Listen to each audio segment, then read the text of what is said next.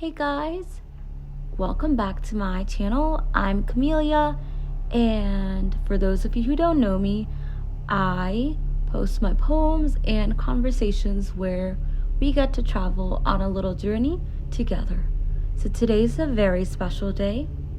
We will hold hands and walk through the journey of a metamorphosis, or perhaps somewhere beyond, somewhere transcendental, or maybe back in reverse. So walk with me through the different chapters of my book, The Prototype of Rebirth, available on Amazon. And here it goes. How do we define the self? Are we higher beings, hidden in an elevated plane, somewhere beyond our tallest mountain peaks? Or are we all just poets with impoverished souls, some more scraped than the other? Do we ever learn how to live while battling through lost sunsets and sharp raindrops? Tell me, on the journey to our course, do we ever find ourselves or lose our own footprints on the way? And so we walk past ourselves. Do we recognize who sits in front of the mirror? As I discover myself, perhaps so will you. And so we sneak in behind where the butterflies hide. Did we ever ask them if they ever wanted to fly? And so let's walk on to the next chapter of mine. A butterfly I was, but they plucked my wings, my cocoon. I could find no more. My shadow turns red, as if my soul is scraped on sandpaper. Out! I jump through the shadowy corridors, looking at a hazy reflection I can't recognize anymore. And so, these lines urge me to ask, who am I? Who am I with all these flaws? Perhaps I look too much into the mirror as I say these next lines. I poured myself in the water where Narcissus fell in love with his reflection. As I sank in the depths, I closed my eyes and floated. From the blue grew a flower as rare as it was beautiful. Perhaps it was the most beautiful sight to behold. As it opened its petals, I sauntered out. My skin lay bare as the malison of Venus seemed to haunt me, mocking me of my beauty, slightly higher than my pride. So dazzling was I, not a blind batted their eye. Yet I looked up amongst the clouds and built my castle there, the shiniest castle of diamonds there ever was. And so, as we escape my words, will you tell me, who am I?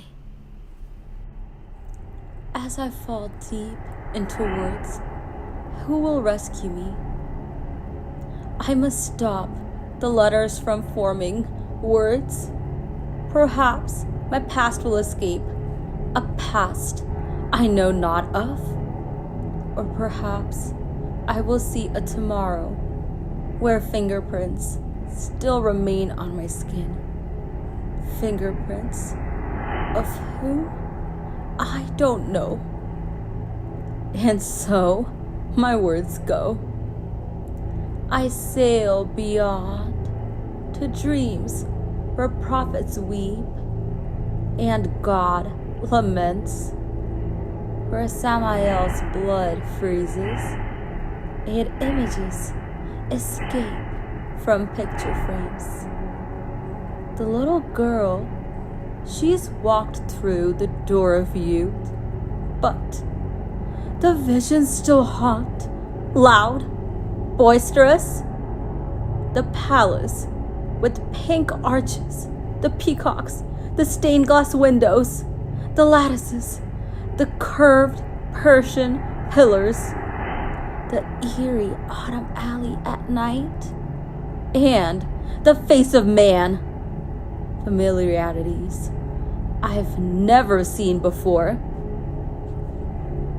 And yet, I still cannot erase those fingerprints.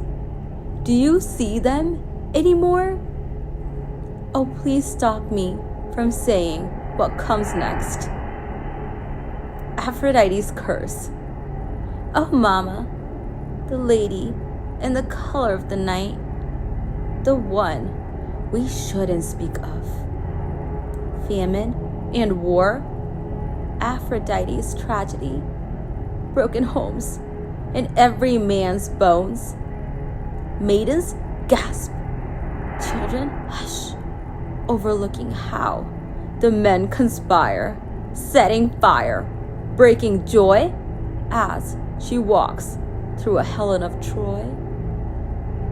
Hush. I skipped over a chapter where perhaps the words weren't clear, or the water in my voice was just a bit too murky. Or maybe I saved the best for last, the moment when you gave me words. So tell me, how does this sound? When betrayals marked my skin green, I turned them red and declared war. An expose or two. I was the author. You wanted to fly high, but you were the sky. I was the sole kite, but you wanted the other birds. Yet, I shoved truth away. The color of truth drained when I painted my skin green again. Red flags turned green, but I painted them white. Funny, it's almost like being in love with my imagination. I was a writer, but you turned me into a painter. The love that once burnt has now settled down. But I guess fragments still live on somewhere. And so I burn in happiness as I write more and more stories. Stories, after all, that's what they are. Perhaps I should just live with my sole companion, the pen. But these stories, should I really fall in love with all the men? Unlived love stories and accompaniments. If I could write the greatest love stories, I would drop my pen and open the window. I travel through time with my words and stand by a corner, awaiting you. You. What would you look like? Would your face pale in the winter sun? Or would you be molten gold under the summer sky? And the stories, as to what they are, perhaps I'll just save that for some other time.